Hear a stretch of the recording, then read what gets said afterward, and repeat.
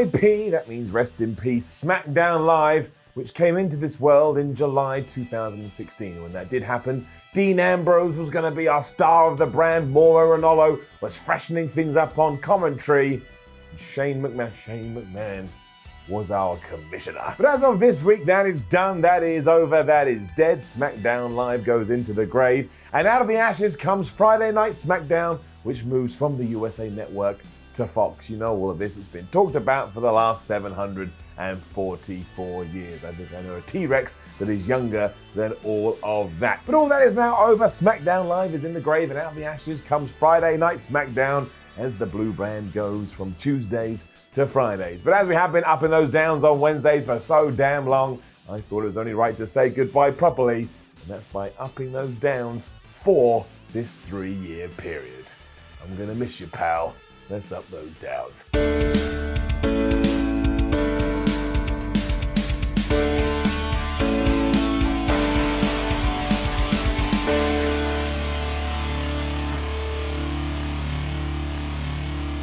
When you do think of this era, though, there is only one person that for me stands atop of this tree, and you may not agree, but there ain't nothing you can do about it. AJ Styles, you're getting a massive up. Taking 2 decades to arrive in WWE, he proved pretty damn quickly that if anybody backstage had ever gone, I don't really know about this guy, that they were absolutely stupid. I mean, he kicked John Cena's ass, he won the WWE title, and he never had a bad match. Maybe he had the odd mediocre match here and there, but he never had a bad match. Look at my eyes. I think he cemented himself into WWE history with everything that he did do on SmackDown, and I mean that from the bottom of my heart. SmackDown wouldn't have been half the show without the man that runs the place, or the champ that runs the clan, whatever it is he used to say. He used to say a lot of things, a lot of stuff would come out to his mouth. But basically, if I was gonna pick an MVP of SmackDown Live, I'm going with my man, AJ Styles. What a damn hero. He deserves a massive cake, but I can't give that to him because I don't know how to reach him.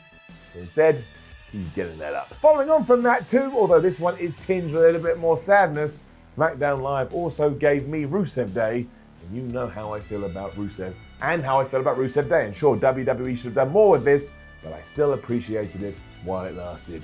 Give it up. When it was rocking and rolling, it was one of the most entertaining things in the entire promotion, though, as we sold t-shirt, calendars, and fans would chant it no matter where they went. And also, let's not forget, Rusev, Aiden English, and Lana had terrific chemistry together, and they should have become the tag team champions at least. That's not how it went, as we know, and really they got too big, and WWE didn't like it, so they got a big axe and went shoom, and they chopped their legs out from underneath them, so now they were just walking around on stumps. But sometimes it is more about the journey than the destination, and that is how I look back on this now. I love Rusev Day, and I always will, and I celebrate every day as if it was Rusev Day, because every day is Rusev Day. Look, if nothing else, and we bring in some topicalness, some modern dayness into this conversation, into this chat, it's far better than Ruru having to stand in the ring watching Lana make out with Bobby Lashley. That is here. What? Rusev Day is here. Mark. It doesn't even fit in the damn camera screen. Oddly too, when I started thinking about some negatives or some things that we should give downs to, the first thing that came into my head was all that debacle with Randy Orton and Bray Wyatt. It clearly scarred me more than I realized. Give it a down. Admittedly, that tied mostly into their WrestleMania match, but we still had that thing on Tuesday nights where Orton decided to burn down Bray Wyatt's barn and then stand there with his arms out by his side as if he was some kind of crazy person. I mean, Orton was meant to be the face, and here he was just causing an inferno illegally. I mean, I guess there was something cool about it, or you could take something cool from it. And then you remember the House of Horrors match and everything else that came along with this, and the fact that Bray Wyatt was nothing more than a transitional champion.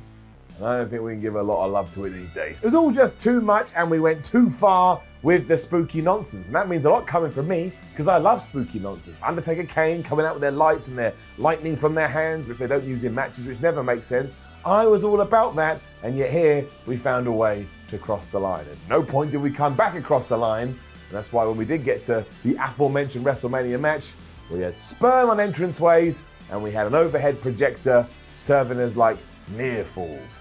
What a crazy time that was. And we stay with our sad faces for now, because despite this new rebranding and this new coming alive on USA, SmackDown was still always treated as the B show. It didn't matter what happened or what wrestlers you put over there, WWE would look at it and go, Raw is the best, and while we like SmackDown, It's a bit like a child that just walked into our lives and now we've got to deal with it. Down. It made any type of brand versus brand conflict absolutely stupid, and that was underlined at the Survivor Series in 2018, where we did have a bunch of Raw versus SmackDown matches, and the counter at the end of the evening was Raw 7, SmackDown 0. And that was doubly ridiculous because on the pre-show, the New Day, who were SmackDown brethren, had won a match, and WWE outwardly came out and said, well, we don't count that one because the pre-show is a pile of beans. Just to dig this right into the dirt, Shane McMahon had said to everybody on his roster, if you go out there to Survivor Series and screw this up, there will be dire consequences. And yet when we got to the SmackDown after Survivor Series, there were no consequences, and Shane McMahon didn't even care. I mean, that kind of sums it up, right? This was a really silly idea, and it did make SmackDown look stupid, when really, WWE should always be trying to get a balance there. Raw should be as good as SmackDown, and SmackDown should be as good as Raw, because then you're justified in watching both programs, because you know you're going to get decent quality regardless. And the real irony is, here we are in this week, and SmackDown is moving to Fox, and only now, only then, will it probably be considered the A show. I can't keep up with this. Out of everything that happened throughout those years, though, there's only one thing that stands the tallest. It doesn't just get an up, it gets a golden up. But from a forced retirement on Raw to walking down a SmackDown aisle and saying he is returning to a wrestling ring, I don't think anybody can come up with a better situation than when Daniel Bryan did indeed come out of retirement and say he is going to be an active wrestler once more. I mean, do you remember when that stuff broke on social media, how crazy it was? How everybody jumped on Twitter going, I can't believe my eyes, this can't be true. And then it happened mere hours later, and the emotion and the sheer realness and the truth, everything Daniel Bryan was saying, I ain't ashamed to say it had a little tear in my eye. It was also just a complete shock because throughout the years it had always been teased, because that's what wrestling news sites do. They latch onto any piece of information and extrapolate anything they can. But this is why you never say never with WWE. Bret Hart, Ultimate Warrior, Hulk Hogan, there seems to always be a way back in. And Daniel Bryan found a way to beat medical science, and then he turned heel. And once again, if I had told you that on that night when he had come out of retirement, oh, by the way, in around about 6 months, we're going to turn him heel, you'd be like, are you crazy? How the hell are you going to do that? But once again, you never say never. You just got to ride the wave. Daniel Bryan, who was out for 3 years, and we never thought we were going to see him wrestle again, and we were also happy to see him back, and then we turned him into a bad guy, and he was brilliant at that too. Daniel Bryan is just exquisite. Right, I don't like doing this, but I do consider myself the voice of the people somewhat, which has to be the most arrogant thing I've ever said in my entire life. We have to talk about Jinder Mahal being the WWE champion. Then we have to give it a down. Now, this isn't Jinder's fault. He was just doing what he was paid to do, and also nobody would have turned down this opportunity. But the real issue was that he went from zero to hero in around about 7 days. And it was just so perplexing. It was like, why has WWE told us that they only see Jinder as a jobber guy, as like an opening match guy, as part of 3MB for so long, and now in the space of a week, I'm supposed to think he's a main event player and he's the WWE champion? That was too much to process. All down to WWE hoping it could use this to conquer the Indian market, which I still think sounds incredibly insulting. Mahal was champion for 170 days, and it is still quite surprising when you think about it, but there is no two ways about it. It did like poke a hole in the side of SmackDown, and it's all anybody talked about for 5 months. Didn't matter if anything else in the show was good or anything else in the show was bad or in the middle. Everybody just wanted to say, why is Jinder Mahal champion? And why is he having a Punjabi prison match with Randy Orton when the first one didn't work and the second one didn't work, and yet we've still gone back to it for the third time? Going back to what we were saying earlier too, that's why it was AJ Styles who was chosen as the man to relieve this title, because who else was it going to be? The flip side to that, don't forget that SmackDown was the home of total Bella Bullshit when Miz and Maurice absolutely flew. Give it up. Both nailed their John Cena and Nikki Bella impressions perfectly, and it was a mystery, like Evolution, that everybody involved was cool with this, because The Miz was essentially going, ha, John Cena is nothing more than a human robot, and Maurice was going, ha, Nikki Bella only has her success because she is affiliated with John Cena. I mean, think of that. I know they were heels, but still. However, if it wasn't for these skits, and it wasn't for these videos, and if it wasn't for Miz and Maurice, who knows what we would have thought of that WrestleMania match, because John Cena and Nikki Bella weren't really around for the build. That left it on the Miz and Maurice's shoulders, and they created this thing that even though it was an intergender tag match at the biggest show of the year, loads of people were excited about it, once again, because of everything the Miz and Maurice had achieved. I mean, go back now and watch these. They're still good. In a very rare occurrence, they're actually funny as well. Round of applause all round. I've shouted at AJ Styles a lot during this video, and that's because he deserves it, but one of his true highlights actually then switched around and became one of SmackDown lowlights. I am talking about the feud with Shinsuke Nakamura. Breaks my damn heart down. But the real issue with this is that we never got to see legend versus legend, which is what we hoped, and instead saw AJ Styles' penis taking on Shinsuke Nakamura's fist. Because as soon as Shinsuke had lost at WrestleMania, he decided to turn into the worst guy on the planet, which was fine. It could have continued that story on for as long as you had wanted to, but he just wanted to punch AJ in the dick. It didn't focus on what either man was good at, aka wrestling, and a wrestling match is what we were hoping we would get to see. But also, Nakamura's heel turn was never justified with anything. Was he able to win the WWE Championship because he had forsaken his morals? No, he was not. And slowly, he fell off the cliff, which made you question Shin.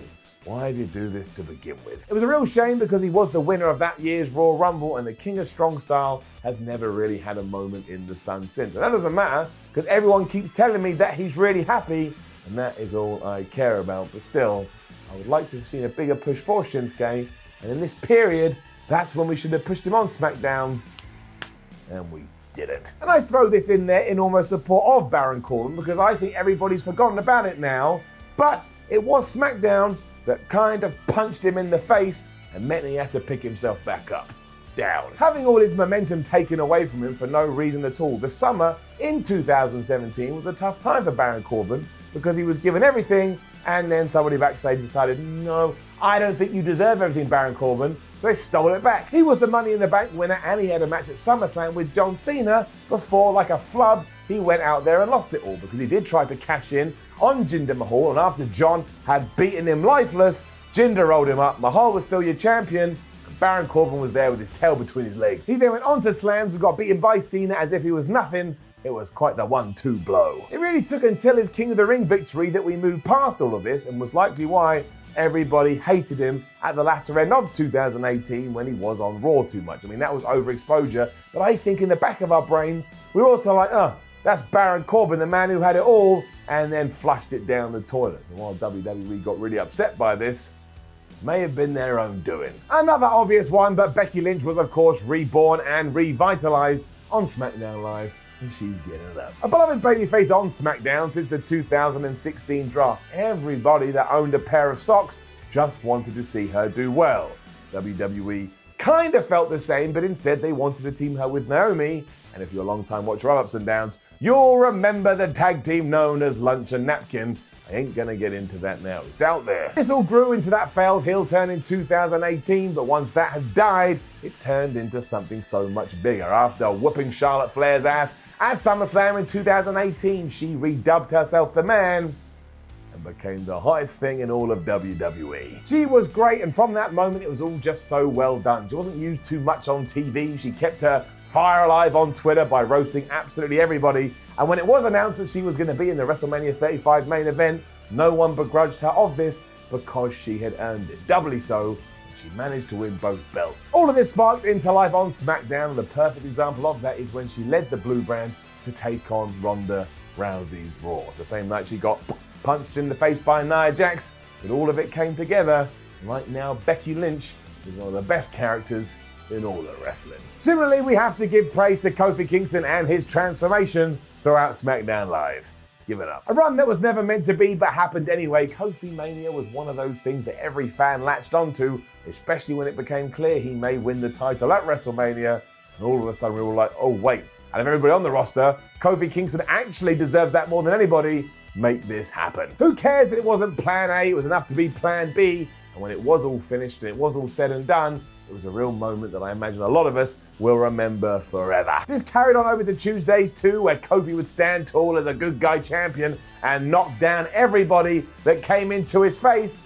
When was the last time we saw that on WWE? A strong, righteous, decent, good guy who also is smart and knows how to wrestle. Kofi Kingston kicked all the ass.